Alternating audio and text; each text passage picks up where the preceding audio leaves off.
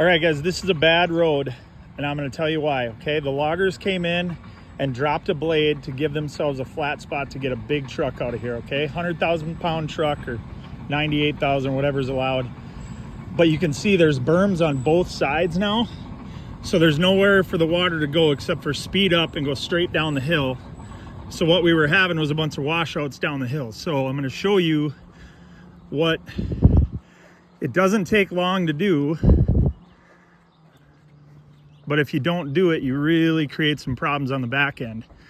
So all you do is every once in a while when you get an opportunity, you put a little bit of a water bar in there, and I don't know if you guys can see that, but it's dished a little bit to kick out this way. And then we just punched a hole in the brim. Okay, and then now you can see we got it pitched off to the camera left, and there's another spot. Okay, go down into the hole. And then we got it pitched off again.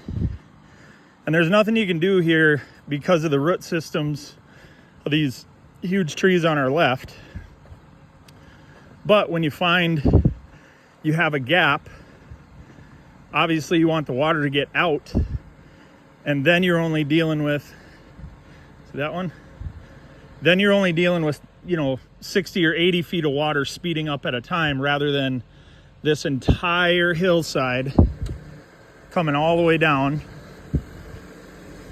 Water just hauling ass.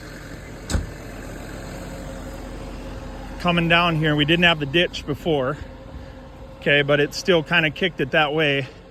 And then we had this massive rut where the water tried to get to the marsh. You see it down there? The marsh through the pines there.